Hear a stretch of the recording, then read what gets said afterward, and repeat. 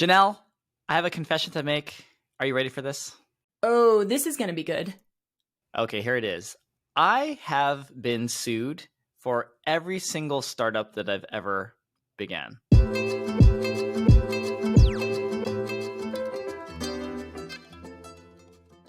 Holy smokes, I didn't realize that you and Elizabeth worked together that much before Hustle Fund. Okay, so it's not what you think. Elizabeth wasn't the one suing me, even though that seems like the obvious person. But this concept of being sued is actually way more common than founders might expect.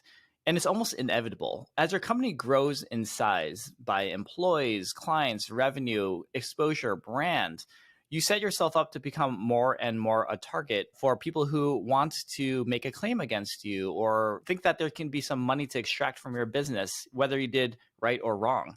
And today's episode, I think, is really important. We want to talk about this concept of risk when it comes to starting companies. And, this is actually inspired, Janelle, by a conversation that you recently had with the founder and CEO of Vouch, Sam Hodges. On that conversation, can we talk about some of the big categories of risk that you learned from this conversation? Yeah, Eric, it was a super interesting conversation with Sam. He is a successful founder in his own right and started Vouch because of the issues that he saw arise from his years as a founder and the difficulties that he saw for founders when they're looking to protect themselves. So Sam identified 4 different areas that founders should consider when protecting their precious startup business. So the 4 areas that you should be thinking about as you're building your company are these. 1, product risk. 2, theft and crime. 3rd one, the risk associated with the most important stakeholders in your business. And 4, your team. Okay. These are some great categories, and I've definitely have some battle scars with each of them. Why don't we break it down? So the first one that you mentioned was product risk. How do you define product risk? What are the things that are creating some sort of potential for liability for founders?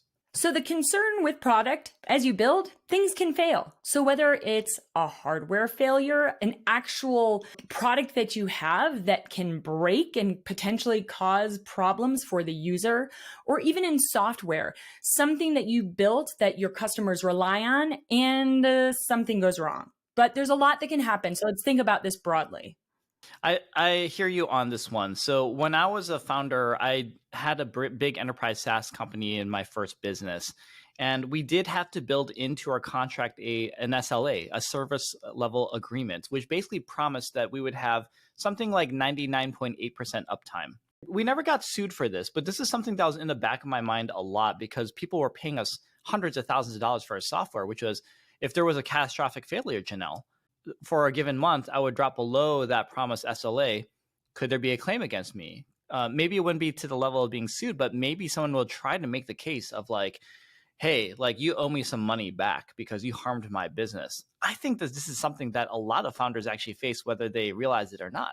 All right. So the second one that you mentioned, Janelle, was theft and crime. Okay, this sounds obvious, but maybe it's not as obvious. What was part of that discussion with Sam at Vouch when you talk about this area of risk? Okay, so let's say you've built your company big enough so that you have an office space. This could be something like stealing the computers that are in your offices, laptops, other equipment. However, what is probably more applicable as you are a small startup in the early stages are things like digital theft. So we're talking PII, that's personal identifiable information, could be financial crime related. Yeah, Sam had some pretty harrowing stories on this, which I bet you do too, Eric.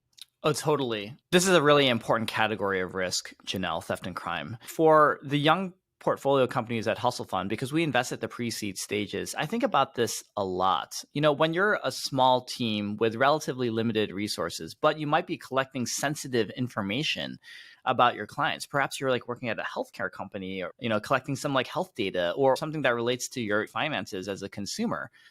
I assume that you don't have a lot of resources to build out a massive cybersecurity internal team that's constantly auditing and checking for cybercrime and so forth. So it seems like a great target for criminals to go after younger companies here.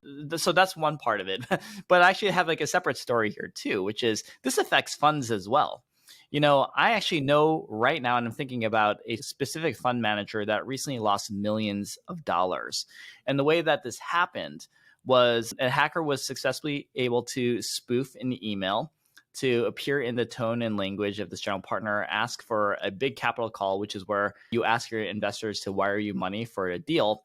And then, of course, this money got wired to a different bank account, and then the thieves ran away. One of the things I think that is so scary for me as an emerging fund manager, Janelle, is this idea that if we ever lost LP money, limited partner money, my investors, it's almost unforgivable, right? Like that's something that cannot happen, and I think can destroy a VC fund in the nascent stages. So, protecting yourself for risk here, I think, is absolutely critical for all categories of business. And it does seem like cybercrime is something that's just continuing to rise in this era. So, Janelle, I think this is a good time to mention Vouch, which is a company that actually inspired today's episode. Vouch is business insurance for startups. Vouch offers more than 10 lines of proprietary coverage, which are engineered for technology companies and underwritten by top carriers and reinsurers. Vouch is digital-first insurance, so founders can protect their startups in as little as 10 minutes and manage their coverages in a modern insurance tool. These coverages and services expand as the startup grows, so protection is always one step ahead of potential risks. Finally, Vouch is specifically engineered to support technology startups. Whether you need help getting properly covered or support through a claim, Vouch is there for you. Check it out at vouch.us/hustlefund. That's VOUCH.us/hustlefund. A third category that you mentioned, Janelle, was risk with your most important stakeholders. Let's talk about that one, because I think that one feels a little bit less defined probably for the founders who are listening to in today's Uncapped Notes episode. Yeah, this is one that you want to think about in terms of, for instance, regulators. So maybe you're in the fintech world or in healthcare. Those are highly regulated industries. And of course, there's other examples where you have to think about your risk, whether it's locally, by state, by country, and especially if your business operates in multiple countries. This is an area to monitor closely. Another issue that maybe you can speak more to when thinking about stakeholders is investors. So as a founder, you have raised a couple of rounds. Now all of your investors are associated with you. And so there are specific issues that can come up if something goes wrong with your company, even if it's just based on your reputation. Your investors don't want to be liable for things that can go wrong. Yeah, absolutely. I'd say that for early stage founders who are raising primarily based on safes or convertible notes, you generally don't have to worry too much about investors having a lot of rights to make claims against you. But that does change when you do your first priced round with your Series A. At that time, there is an extensive overhaul of your operating agreement, the terms of your financing, a board is set. So the risk profile does grow quite a bit in terms of what you need to do to comply with some of the terms of your deal. Even for someone like myself as an emerging fund manager at Hustle Fund, Janelle, our limited partner agreement is 150 pages. There's lots of terms and conditions there. So you can imagine that, I could fall into breach maybe accidentally on some of these more arcane terms, and that can create some friction with investors. Hopefully that will never happen.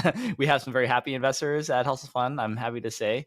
But, things change. We're talking about a business, either Hustle Fund or your startup, that can be many, many years long, and conditions can change at any time. So I think that this is an important one for founders to consider when it comes to their risk profile.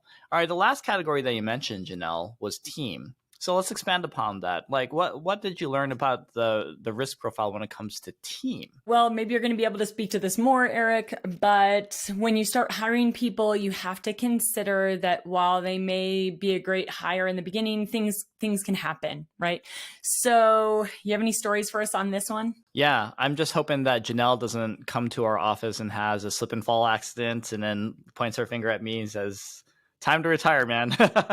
But the employment issues or getting sued by your team, I almost feel like that is inevitable as well. So First of all, I don't expect that anyone within the Hustle Fund team is going to be, doing this kind of stuff. Janelle, you better not. But because we try to treat everyone very fairly, but there comes a point where you scale up where, you can't do the same kind of vetting as like your first 10, 20, 30 employees, when you're operating a business in the hundreds or even thousands. And I think this is an ambition that many of the founders that we're supporting is trying to do, is to build this nice enterprise. Chances of a single point of failure or a single point of risk is just going to grow higher and higher. And you can't account for, managers like several levels below you always doing the right things or treating people in the absolutely correct way. And it makes sense that, some of your employees will feel really jilted in the process and may have a really legit claim against you.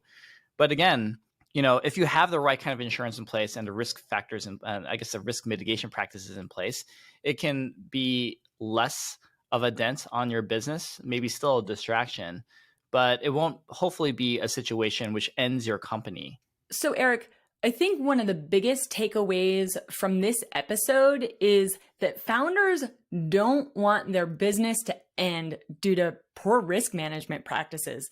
There's plenty out there that will be challenging as you're building the business. Don't let it be risk that ends it. So it's never too early to start thinking about risk and protecting your company and protecting yourself with insurance.